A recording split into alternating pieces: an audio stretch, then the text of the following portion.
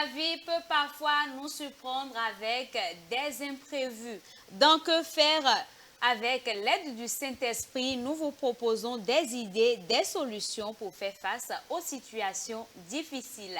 C'est un nouveau numéro et nous y sommes bien sûr avec deux invités sur ce plateau. Bonsoir et bienvenue dans votre émission Que faire? Bonsoir, pasteur. Bonsoir. J'espère que vous allez bien. Nous allons bien. D'accord, je suis ravie de vous avoir sur ce plateau. Merci beaucoup, Présentez-vous. journaliste. Merci. On nous appelle pasteur Jossou Migborodjodo Jean. De quelle paroisse ou de quelle église? Bon, de l'église Assemblée des disciples de Christ, ADC. D'accord, merci beaucoup. Pasteur, c'est un plaisir de vous avoir à nouveau avec moi. Bonjour. Bonjour. Oui. Présentez-vous s'il vous plaît. Ici, c'est le pasteur Edgar Kodjo Agodon du ministère chrétien Prière pour la Nation. Je suis aussi pasteur de l'église ADC.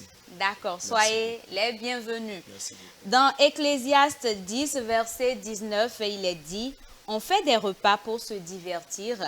Le vin rend la vie joyeuse et l'argent répond à tout. » On parle de gérer les crises financières en couple dans ce numéro. Pasteur, qu'est-ce que ce thème vous inspire? Que vous dit ce thème? En ce qui concerne la gestion des crises financières dans le couple, c'est un problème crucial, c'est un problème très important. Et pour faire face à ces crises financières dans le couple, alors le couple doit d'abord veiller sur ses revenus, et leur mode de dépense, et si ils ont des dettes à régler. Puisque au départ, s'ils ne maîtrisent pas leur source de revenus, il leur sera difficile de savoir gérer les problèmes qui concernent la finance. D'accord, maîtriser leur source de revenus, cela veut dire que le mari doit connaître ce que gagne sa femme et la femme vice-versa, c'est ça? Tout à fait, tout à fait, tout à fait. D'accord, c'est compris. Et leur mode de dépense aussi. D'accord, Ouais. ok. Pasteur, que vous inspire ce thème? Je bénis le Seigneur parce que les crises financières sont actuellement monnaie courante. Parce que c'est presque dans tous les foyers. Je n'ai pas dit tout, mais presque. Et là, il faut vraiment une éducation. Parce que la Bible dit que mon peuple périt faute de connaissance. Il y a beaucoup de couples qui traversent ces crises financières juste par méconnaissance de comment gérer leur vie familiale. Bon. Et plusieurs couples aussi, beaucoup se mettent ensemble sans avoir au préalable une source de revenus. Et la majorité des couples aujourd'hui, l'homme a une situation précaire et la femme peut-être pas. Et puis les enfants viennent et puis la famille s'ajoute. Alors ça complique la vie au couple. Je pense qu'on doit en parler et vraiment trouver des solutions à cela. D'accord, êtes-vous Merci d'accord avec le pasteur quand il dit que l'homme doit maîtriser le revenu de la femme et ceci vice-versa? Ça là, ce n'est pas fait d'être d'accord. Parce que, avant tout, quand on parle de couple, on parle d'un homme, une femme qui sont devenus, les deux deviennent un. À la base, c'est ce que la Bible a dit. Les deux deviendront une seule chair. Comment devenir une seule chair et ne pas maîtriser la source de revenus de son conjoint? Ce n'est pas possible. Donc, je crois que mon papa a véritablement raison. D'accord. Merci beaucoup. D'accord, pasteur. Oui. Quelles sont les véritables causes de la crise financière dans un foyer? Les principales causes? Bon, si nous allons faire des propositions par rapport aux causes des crises, cela peut être dû à une mauvaise gestion. Cela peut être dû à une mauvaise gestion. Et autre chose, comment est-ce que alors le couple, l'homme et la femme, comment ils avaient démarré au départ? Vous voyez, Oui. comment ils se sont cultivés, comment ils se sont battus, hein, sur quelle base dessous de revenus, alors ils se sont engagés pour être mari et femme. Ça, c'est quelque chose qu'on doit comprendre d'abord. Parce que des fois, les problèmes viennent aussi, alors rendre, c'est-à-dire le foyer difficile par des crises financières, parce que les problèmes arrivent pour épuiser financièrement le couple. D'accord. Oui. Selon nos investigations, on remarque aujourd'hui que lorsque les gens veulent se marier, à l'état civil, ils optent pour la séparation des biens. Est-ce que déjà là, ça fait l'unité? À la base, est-ce que ça fait une unité? Bon, ça, c'est une formule que la société, alors l'état civil propose. Vous voyez? Mais dans le cadre spirituel, on dit, Dieu a institué le mariage sur la monogamie. Vous voyez, sur la monogamie. Où l'homme est appelé à quitter ses parents et s'attacher à sa femme, et les deux deviendront une seule chair. Vous voyez? Alors, dans ce cadre, je crois que leur mariage doit être basé sur l'amour de Dieu. L'amour de Dieu. Donc, quand on parle de séparation des biens, alors au niveau des chrétiens, je ne suis pas entièrement d'accord. Parce que dans le couple, dans la vie conjugale, l'homme est appelé à soutenir sa femme. L'homme doit comprendre que tout ce qui lui appartient, c'est pour sa femme. Au départ, c'est pour sa femme. C'est à cela que Paul a dit dans le livre d'Éphésiens que l'homme, le mari, doit aimer sa femme comme Christ a aimé l'Église et il s'est investi totalement.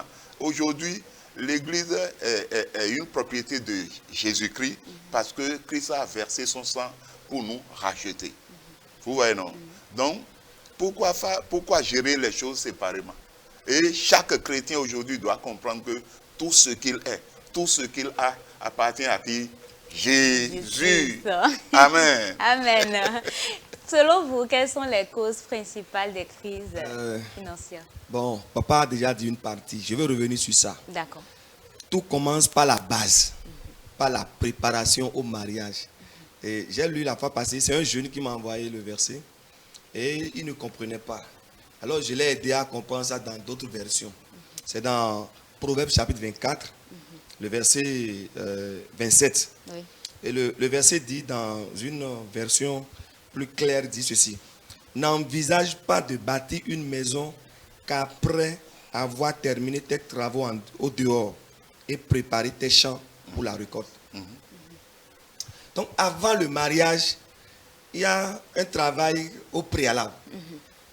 Il faut d'abord avoir un champ. C'est ce que le texte dit. Il faut avoir un champ. Il faut être sûr qu'il y a la récolte avant de t'engager dans le mariage. Mais la plupart des mariages aussi, c'est des mariages accidentels. C'est-à-dire, on ne sait pas, et puis la grossesse est venue. Donc, on doit faire face à une responsabilité à laquelle on n'était pas du tout préparé. Et dans ce cas, on ne peut jamais manquer de crise financière. Donc, il y a ça. Maintenant, d'autres facteurs, d'autres causes. Nous sommes dans un monde où rien n'est stable. Il peut y avoir des situations imprévues. Par exemple, le mari a un emploi, mais du jour au lendemain, la société ferme ou bien l'État fait récession et puis il se retrouve à la maison.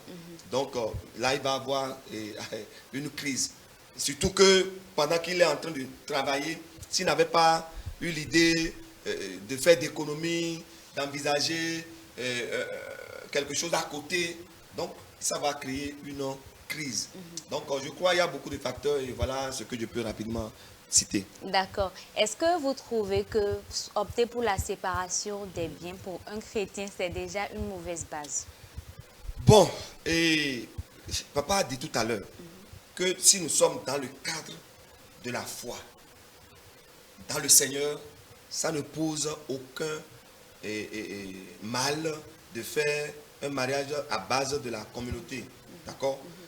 Mais aujourd'hui, avec l'expérience que nous avons là, avec nos chrétiens d'aujourd'hui, moi personnellement, je ne conseille et je ne vais plus jamais conseiller. En tout cas, moi là, c'est moi ça. Je ne vais pas conseiller ça à un chrétien. Ils n'ont qu'à faire séparation de biens. D'accord. Parce que les chrétiens aujourd'hui surprennent. il y a des femmes qui se sont données et du jour au lendemain, ils apprennent que leur mari a déjà un autre enfant dehors et c'est que toute la famille est à l'eau. Donc, personnellement, c'est moi. Mais normalement, bibliquement, on ne peut pas se marier à base de, comment on appelle, de séparation de biens. On ne peut pas le faire. D'accord. Mais attention. Mais attention, Oui, attention. Pourquoi? c'est ce que j'ai dit. Attention aujourd'hui, là, avec les critiques que nous avons aujourd'hui, je ne peux pas encore conseiller les sœurs à aller dans ce sens. D'accord. Ça, c'est personnel. D'accord. Merci beaucoup. Oui, papa, dans une période de crise financière, comment doit fonctionner le couple pour ne pas en arriver peut-être à tomber?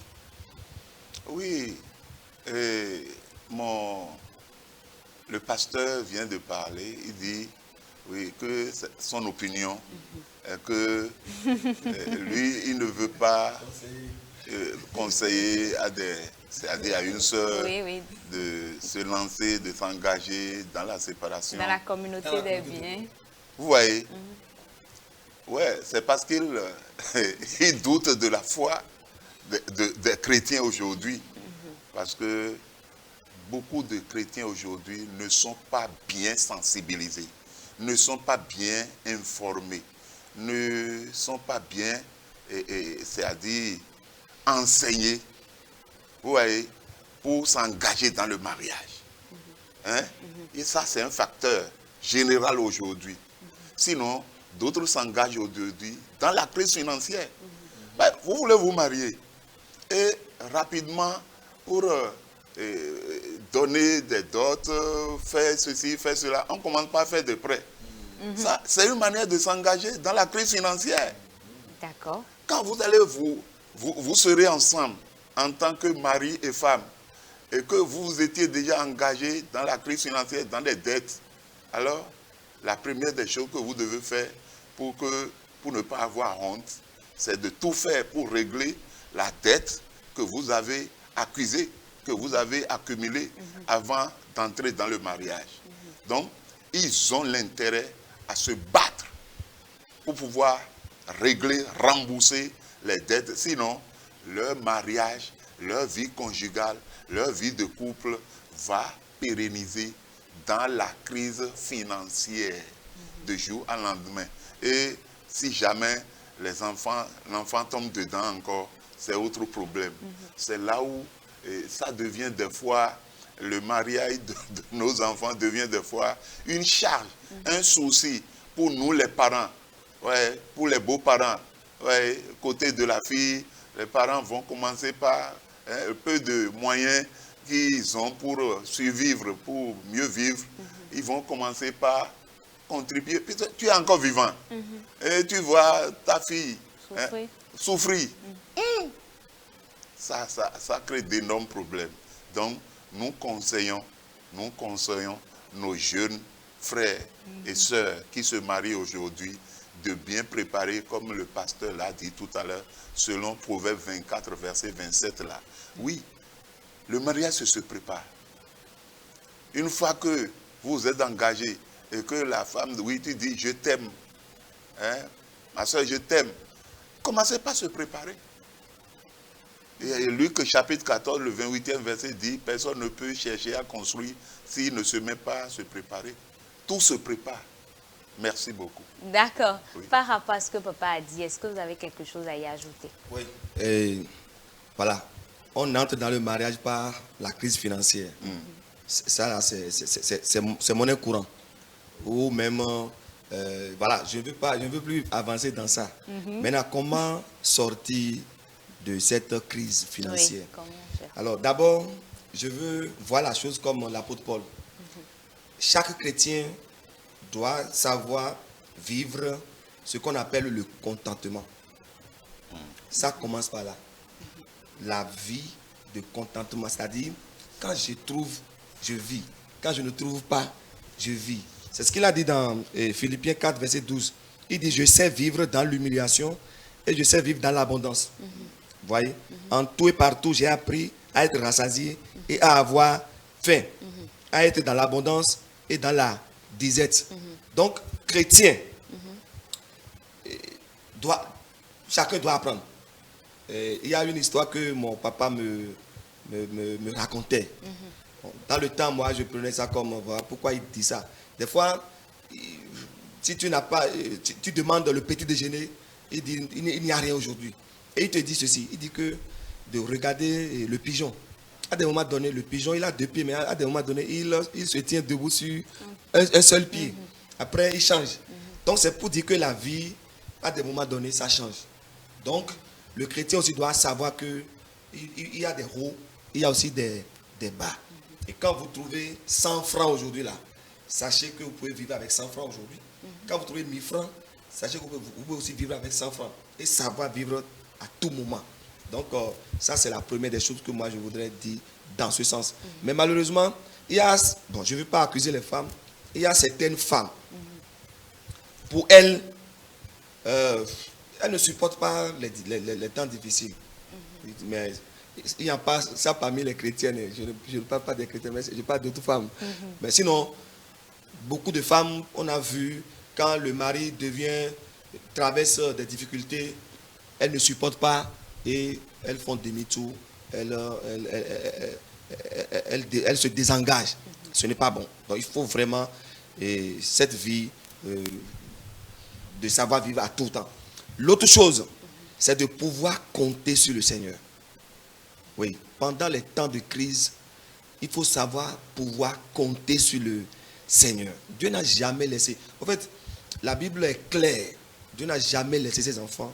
Et la Bible dit que, David dit, quand je marche dans la vallée de l'ombre de la mort, je ne crains aucun mal. Voilà. Ta houlette, ton bâton. Et puis, tout ça là nous rassure que, avec le Seigneur, nous pouvons traverser, quelle que soit la crise. Et l'autre chose que je vais dire, pendant la crise financière, il faut aussi la patience. L'homme doit avoir la patience.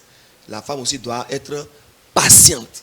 Oui, il faut avoir la patience pour pouvoir traverser cette crise financière. Et ça ne s'arrête pas là.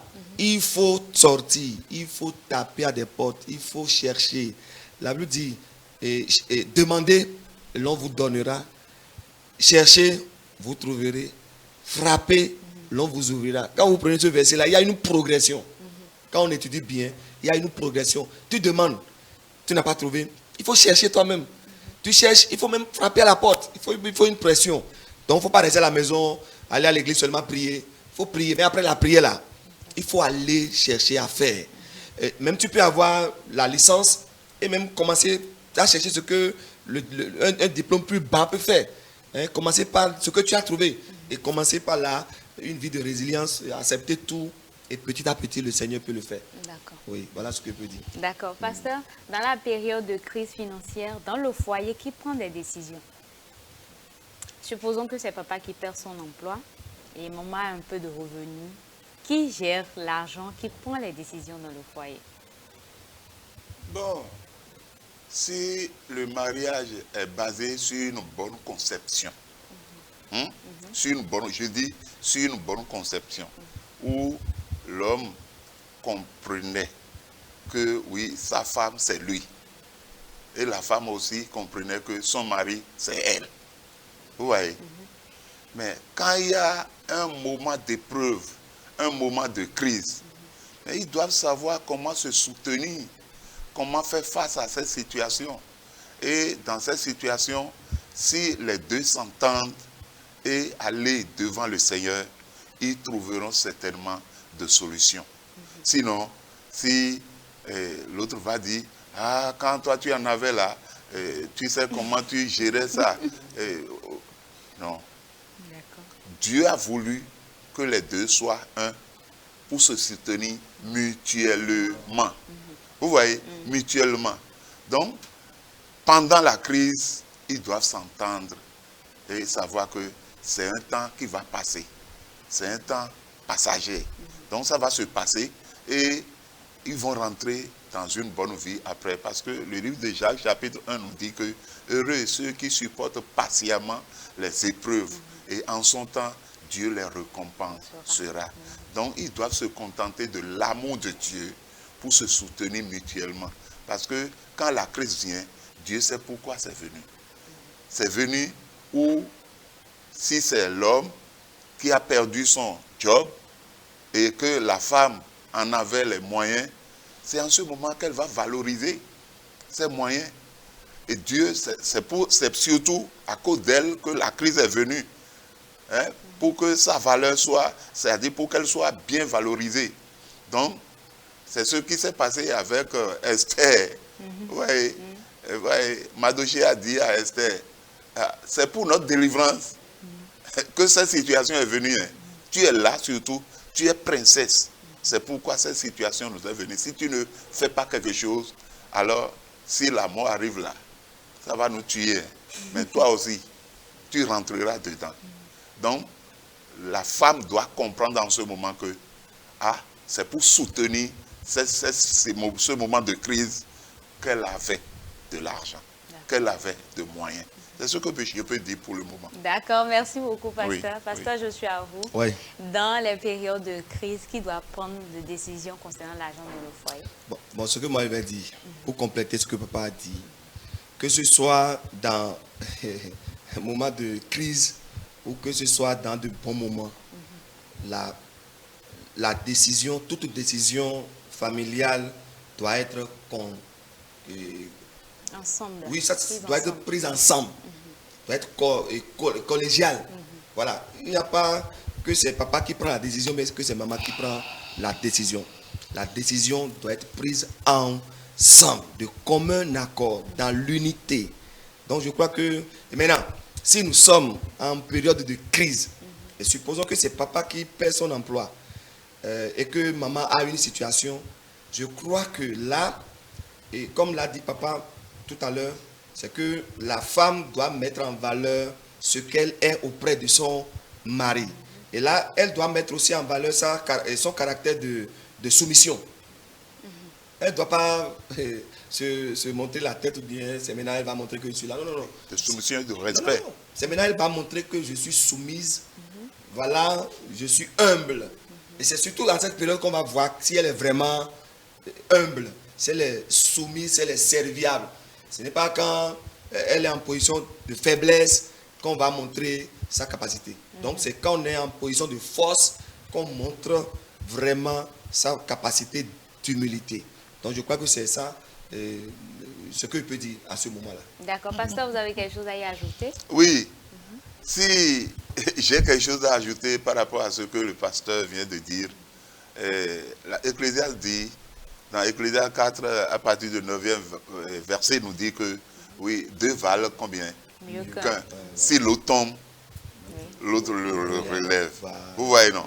Donc, dans ce cadre, alors, nous sommes mariés pour nous soutenir mutuellement, comme je l'ai dit. Et dans le cas spirituel, l'apôtre Paul dit, dans le livre de Corinthiens, je crois, dans le livre de Corinthiens, chapitre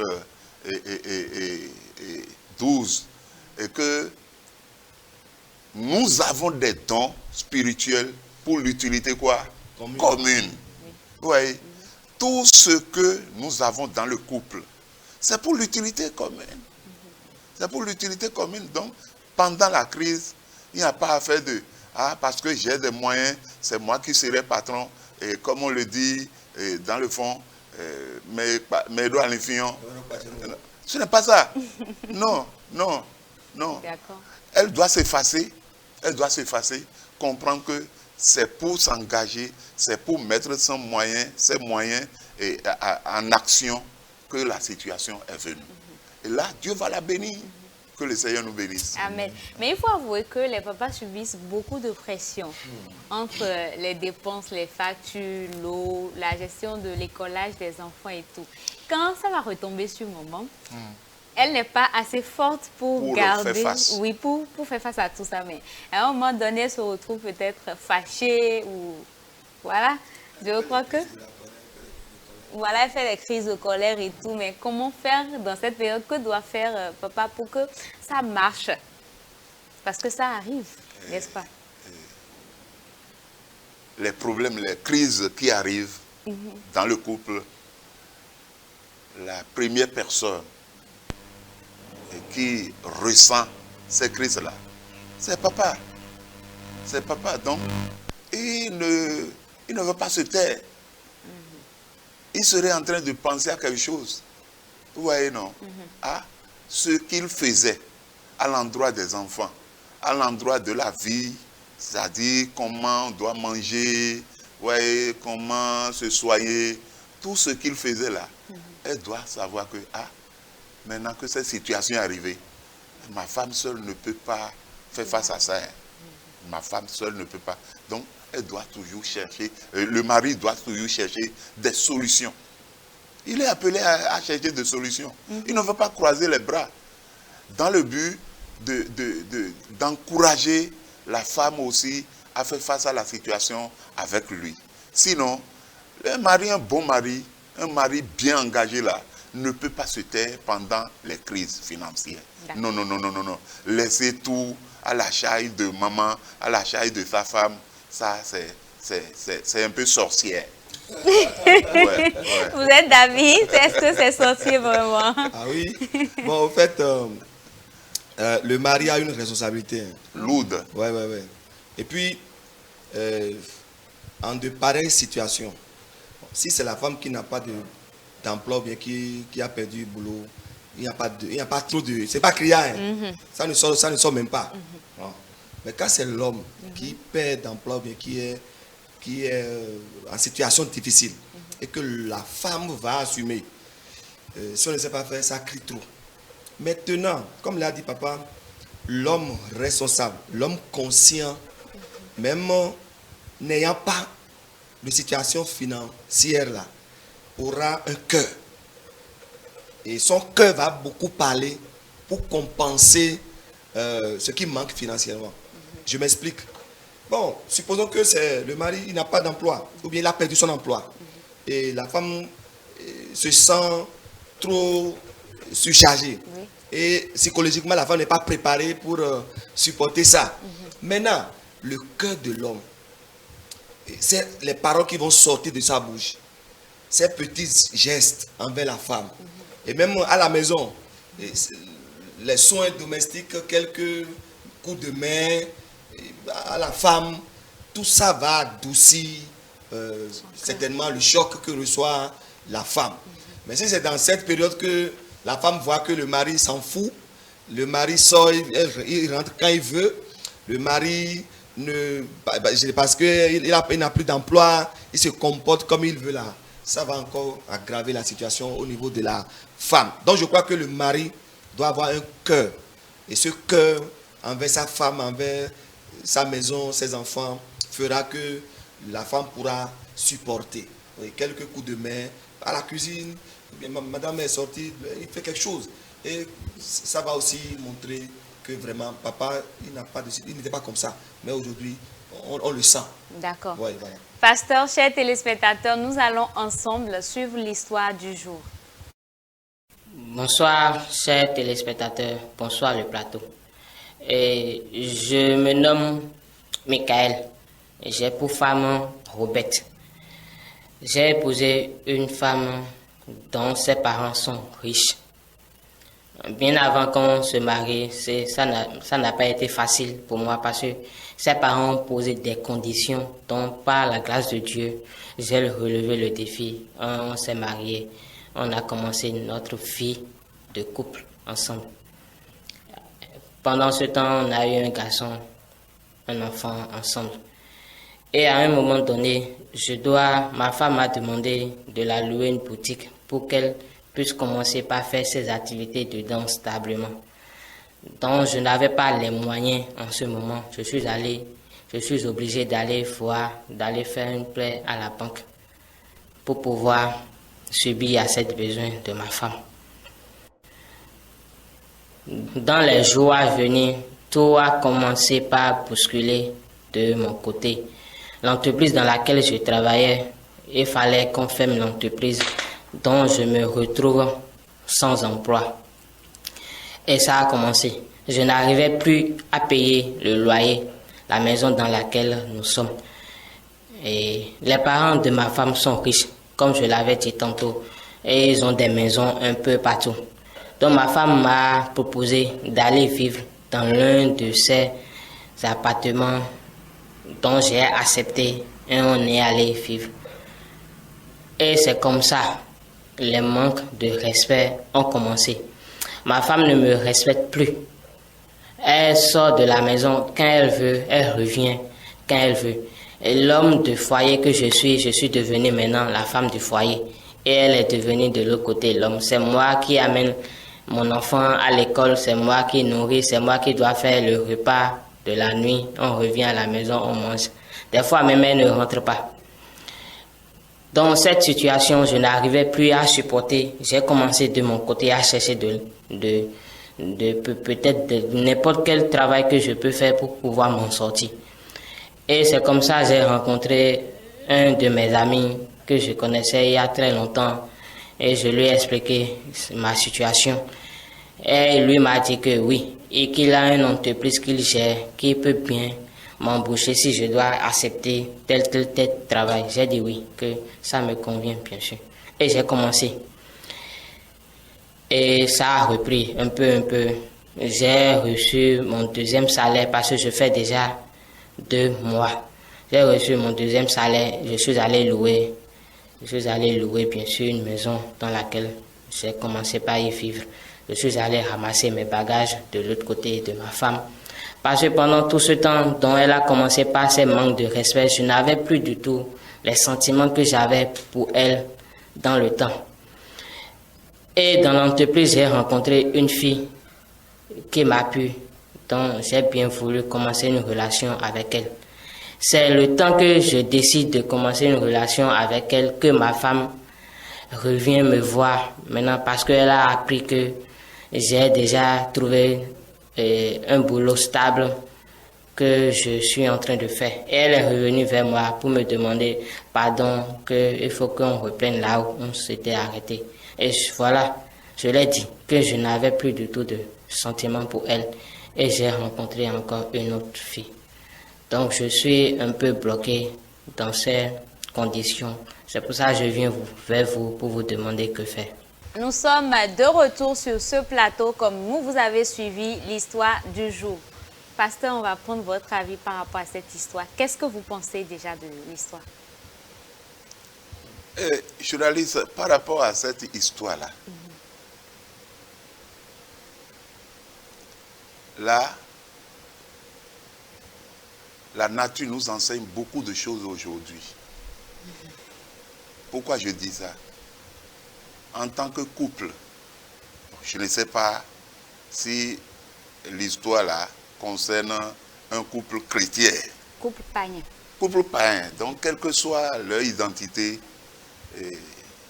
je dirais que, oui, si l'un d'eux pouvait cultiver la fidélité, parce que il y a des fois où les crises amènent l'homme ou bien la femme dans l'infidélité, à commencer par commettre des erreurs. Vous voyez? Et dans le couple, quand vous commencez par commettre des erreurs, là, vous écartez Dieu de votre mariage. Vous voyez? Vous n'aurez plus la grâce de Dieu. Dieu se met de côté à cause de l'infidélité. C'est pourquoi la Bible dit, dans Hébreux 13, verset 4, je crois, et que le mariage doit être quoi? Honoré de tous. Et que le lit conjugal doit être exemple de souillure, parce que Dieu jugera les débauches. Vous voyez, ce n'est pas parce que la femme est en train de se voir, se montrer, parce que ses parents ont du bien, et qu'ils ont été maintenant hébergés dans la maison des parents, qu'elle va commencer par faire ces genres de choses. Non, ce n'est pas du tout normal. Ce n'est pas du tout normal. C'est aussi une manière de se compliquer la vie. Vous voyez, c'est une manière de se compliquer la vie. Quand elle faisait ça, vous voyez, le mari était obligé d'être inspiré par le monde et commencer par vivre n'importe comment. Et c'est ça qui s'est passé. Et le monsieur a dit tout à l'heure qu'il était obligé d'engager une autre relation avec une autre fille. Je crois, je ne sais pas s'ils se sont mariés. Pas encore. Pas encore. Là, je dirais à cet homme-là de faire demi-tour. De faire demi-tour. Et chercher à connaître Christ. Et chercher à connaître Christ. Là, Dieu va intervenir et leur situation sera stable. au nom de Jésus. Amen. C'est ce que moi je comprends. Par rapport à cette histoire, si l'infidélité rentre dedans, tout sera du désordre. D'accord. Oui. Pasteur, que pensez-vous de cette histoire? Cette histoire fait réfléchir. Cette histoire, parce que déjà là, c'est deux couples, c'est un couple qui est en voie de dislocation, de division, et deux familles déjà qui s'envolent comme ça, et deux vies qui sont... Parce qu'il finit par dire je suis bloqué. Donc il est vraiment bloqué, sa femme est bloquée, donc c'est triste. Et ça me fait réfléchir, je me demande comment est-ce qu'ils se sont connus? Est-ce qu'ils se sont aimés? Là, il faut voir ça. Est-ce que s'ils ne s'étaient pas aimés, est-ce qu'ils seraient ensemble? Parce qu'il faut avouer que les parents de l'autre étaient aisés. Non. Tous ceux qui sont ensemble aujourd'hui ne le sont pas par amour. Oui, il faut aller voir. Tous ceux qui sont ensemble aujourd'hui ne le sont pas par véritablement l'amour. Il y en a qui se sont mis ensemble juste par contrainte, juste à cause d'une opportunité. Voilà. Je me demande si c'est pas parce que bon, elle est belle, ses parents sont riches, c'est des considérations humaines quoi. Ce n'est pas le véritable. Parce que la Bible dit que l'ami aime en tout temps. Et dans le malheur là, il agit comme un frère. D'accord? Si réellement il y a l'amour et ils se sont aimés, même dans les temps difficiles, ils ne doivent jamais oublier le passé. Donc, malheureusement, c'est arrivé. Tant de crises financières ne va pas manquer. J'ai une pensée positive. Je prie pour nos frères qui, dans ce pays, aujourd'hui, bien ailleurs, dans le monde entier, sont renvoyés du jour au lendemain de leur service. Vous voyez, des gens qui ont leur boutique, c'est stable. Après, bon, ils sont déguerpis, d'autres ont leur emploi et puis l'entreprise ferme. Voilà ce que ça crée dans les foyers. Surtout dans les foyers qui n'étaient pas partis sur de bonnes bases. Voilà ce que ça crée.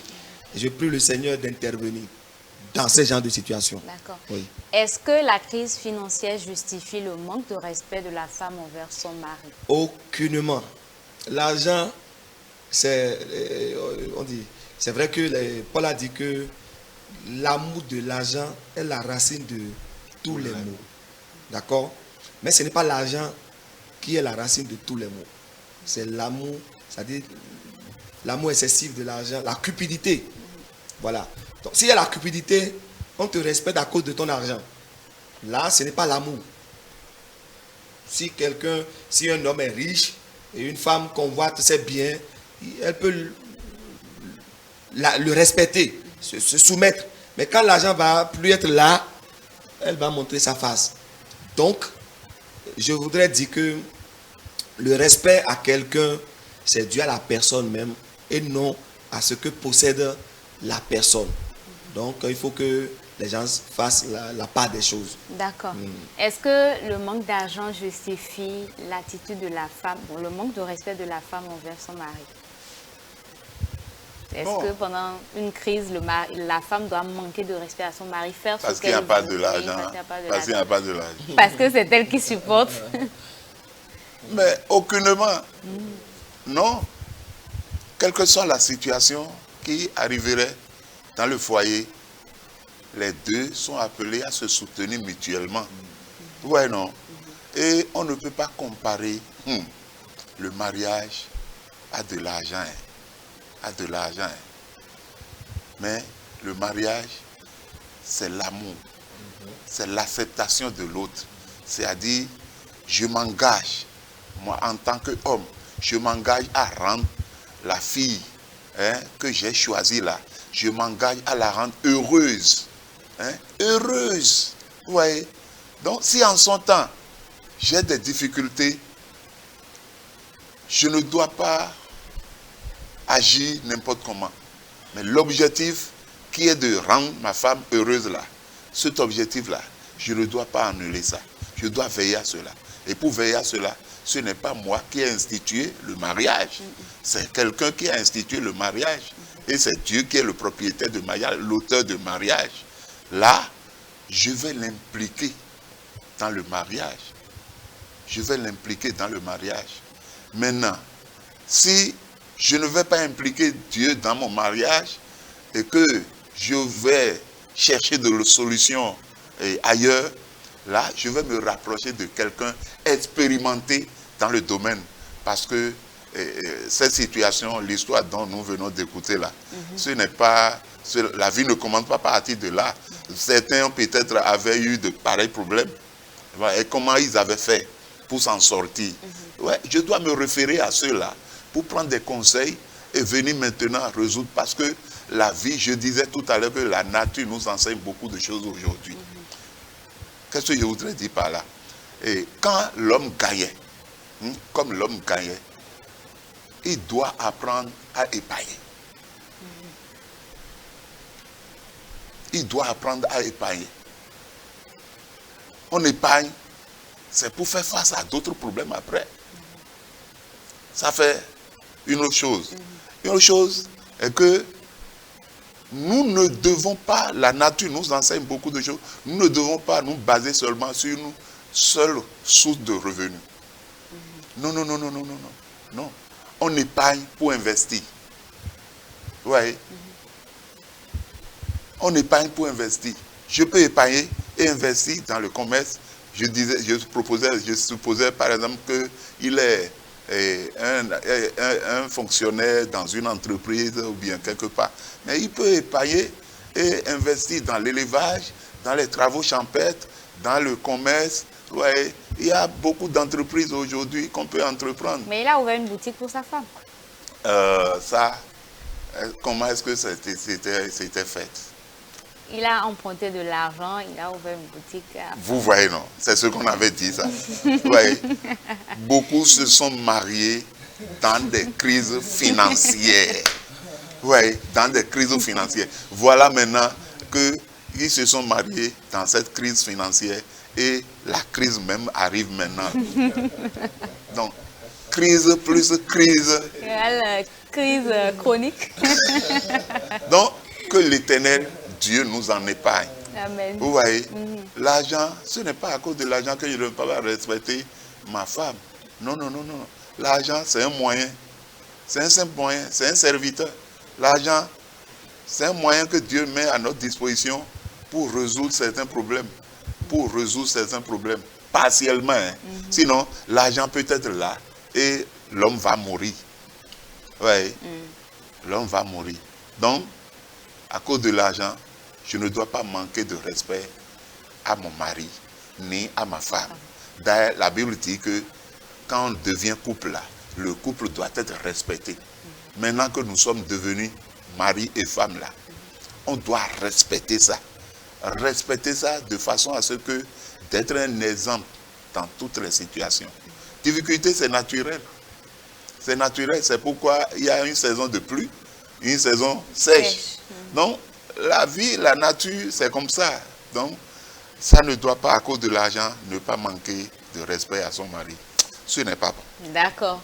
Notre frère est bloqué. Quel conseil pourriez-vous lui donner? Pour le débloquer. Pour le débloquer. Blocage. Premièrement, Oui. le frère là doit d'abord revenir ou bien rechercher Christ.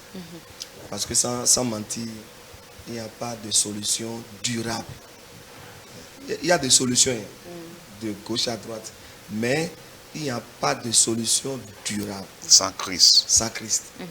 Il n'y a pas de véritable solution sans Christ. Donc, la première des choses que ce frère-là peut faire, c'est de revenir à Christ. Son créateur. Ah oui, son créateur de ce... C'est comme l'enfant prodige qui a pris son argent, son héritage du vivant de son papa qui est parti dans un pays lointain. Vous voyez, il s'est évadé, il a fait la belle vie, l'argent est terminé. Comment faire? Et que faire? Comme le nom de notre émission, ce jeune homme est revenu vers son papa. Retour au foyer. Donc, toute personne en crise, quelle que soit la crise, retour à Dieu, vers son Créateur. Ça, c'est la première des choses. Deuxième chose, c'est le pardon. Cet homme, il doit pardonner sa femme. Parce que là où il est blessé par sa femme. Pas le comportement de sa femme. Il est blessé. Et maintenant, ce qui a compliqué sa situation, c'est que dans son entreprise maintenant, où il se retrouve financièrement, il y a une jeune dame là qu'il a trouvée pensant être solution à son problème. Moi, il va dire que la jeune dame là n'est pas solution à son problème. C'est un semblant de solution qu'il ne s'engage jamais. Parce que c'est mieux de revenir avec sa femme. Et parce que la femme est venue demander pardon, dit qu'on va reprendre jusqu'à zéro, là où on avait laissé. C'est bien bon. C'est vrai, la femme a mal fait, mais il faut pardonner. Donc revenir à Christ, de deux, pardonner sa femme. Et je crois que le Seigneur va faire le reste. D'accord, merci beaucoup, pasteur. Avez-vous un dernier conseil à ajouter à ce que le pasteur Edgar a dit? Oui, pour aider le frère, l'homme en question, dans le déblocage, ouais, moi je dirais que de prendre patience. De prendre patience. Parce que en voulant vite agir, réagir, il va se créer encore d'autres problèmes. Donc de prendre patience. Et là, quand il va prendre patience, je rejoins à ce que le pasteur a dit. Dieu, il sait comment intervenir. Ouais. Dans 2 Pierre chapitre 2 verset 9, la Bible nous dit que Dieu sait comment délivrer. Dieu sait comment sauver. Ouais. S'il revient à Dieu, notre Dieu c'est un miséricordieux. Ouais. Il ne tient pas compte de nos péchés. Donc Dieu est capable de le pardonner et pardonner aussi sa femme. Et Dieu va rétablir, Dieu va les restaurer. Ouais, Dieu va les restaurer, ils vont bien vivre. Mais dans cette situation, il ne doit pas oublier Dieu. Il doit comprendre que c'est un créateur, c'est quelqu'un qui les a créés et qui a un bon plan pour leur vie, pour leur destinée. Oui, donc il n'a qu'à prendre patience et revenir à Dieu, comme le pasteur l'a dit, et prendre aussi patience de se battre. Dans la vie, il faut se battre. Proverbe 14, verset 23 nous dit que toute activité, là, tout travail nous amène à l'abondance. Amen. Amen. Dans cette situation, il ne faudrait pas qu'il se livre à des bavatailles inutiles, à des jeux. Non, non, non, non, non, non, non. Non. Il n'a qu'à se battre. C'est ce que je peux dire. Pasteur Edgar, si vous avez un conseil à l'endroit des jeunes pour éviter de tomber dans des crises financières dans le couple, ce serait lequel? Je salue d'abord nos chers jeunes frères, surtout nos jeunes sœurs, nos filles. Moi j'en ai aussi, j'ai des filles. Et ce que je dis à mes filles, c'est que soyez vous-même avant d'aller en mariage. Le mariage n'est pas un emploi. Aux filles, je dis ça. Parce qu'il y a certaines filles qui disent j'irai me marier pour avoir la paix. J'irai me marier pour avoir la paix. Le mariage, ce n'est pas un contrat d'assurance ni un contrat d'embauche. Chaque jeune fille n'a qu'à avoir une situation stable qui pourra vraiment l'aider à se prendre en charge avant de s'engager dans le mariage. Et que les jeunes hommes aussi puissent avoir aussi leur travail, comme l'a dit le texte que j'ai lu tout à l'heure. Il faut d'abord préparer le champ, que la récolte soit prête avant de s'engager dans le mariage. Maintenant, à nos jeunes, c'est que après la profession, il faut une préparation psychologique. Il faut un mental fort, une éducation. Il faut vraiment ça. Sinon, le mariage, ce n'est pas un jeu d'enfant. On peut avoir l'abondance, mais si vous n'avez pas un mental, vous n'avez pas une éducation, une personnalité, préparer pour le mariage, vous allez échouer. Ils sont nombreux qui ont échoué. L'homme là, il a dit tout à l'heure qu'il a loué, il allait faire prêt pour louer boutique. Beaucoup l'ont fait et ont échoué. Parce qu'ils n'ont pas appris ça. Ils ne savent pas comment accueillir un client. Une fille qui ne sait pas comment accueillir un client, mettez-les dans boutique. Boutique là va se fermer. Donc il faut vraiment la formation, l'éducation. Et à part ça, bon, je ne peux pas tout dire. La maturité. Il faut la maturité sur tous les plans avant de vous engager dans le mariage. Et voilà ce que je peux dire. D'accord, merci beaucoup. Pasteur, quel conseil avez-vous à l'endroit des jeunes pour éviter de tomber dans les pièges de la crise? Bon, si j'ai quelques conseils à prodiguer à nos enfants, à nos jeunes qui se marient là, je leur dirais que le mariage, c'est une responsabilité. Le mariage, c'est une responsabilité, c'est une charge. C'est une charge. L'homme doit comprendre que quand je voudrais rentrer dans les liens du mariage, alors je suis en train de m'engager pour des responsabilités vis-à-vis de ma femme. Je suis là, je dois faire quelque chose pour l'épanouissement de ma femme. Pour l'épanouissement de ma femme. Et quand même Dieu donne des enfants, je suis là aussi pour la réussite de mes enfants. C'est ça. Donc le mariage, c'est une responsabilité. La fille aussi doit comprendre ça. Et savoir que, maintenant que je voudrais me marier là, je suis appelé à faire quelque chose pour compléter la vie de mon mari. Vous voyez, pour accompagner mon mari. Vous voyez, c'est ça. C'est ça. Mais le fait d'oublier cela et croyant que le mariage, c'est un jeu de dormir ensemble ou bien de vivre ensemble dans les rapports. Ce n'est pas ça. Non, non, non, c'est une responsabilité. C'est ce que les gens ne comprennent pas. Et quand des grossesses arrivent, alors ils commencent par se lamenter de gauche à droite. Et dans ce cas, ils font souffrir les parents. Ils font souffrir les parents. Ce n'est pas bon. Ils doivent comprendre que le mariage, c'est une responsabilité. C'est ce que Dieu même a dit. Avant d'instituer le mariage, Dieu a dit, l'homme quittera. Donc, il est sevré. Il est mature. Hein? Il s'attachera à sa femme. Vous voyez? Et ils vont devenir... Donc, ce n'est pas facile. Ce n'est pas facile. C'est pourquoi Pierre a dit, dans 1 Pierre 3, verset 7, il dit, l'homme, prends ta femme comme un sexe faible, comme je le dis, mais il faut savoir que c'est avec elle que tu iras dans la vie éternelle.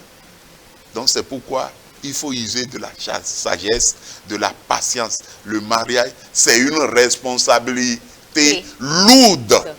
Merci beaucoup, ma chère. Merci beaucoup à vous. Merci d'avoir été sur ce plateau. Merci pour vos conseils. L'argent dans un couple, c'est comme l'oxygène dans l'air. Il ne doit jamais manquer, mais il ne doit non plus pas prendre toute la place. Et surtout, venez à Christ, car avec lui se trouve la solution durable. Chers frères, nous espérons vous avoir aidé. Que Dieu soit avec vous. Chers téléspectateurs, vous n'hésitez pas à nous envoyer vos histoires au plus 229 61 31 07 70. Plus 229 61 31 07 70. À très bientôt pour une nouvelle émission de Que faire.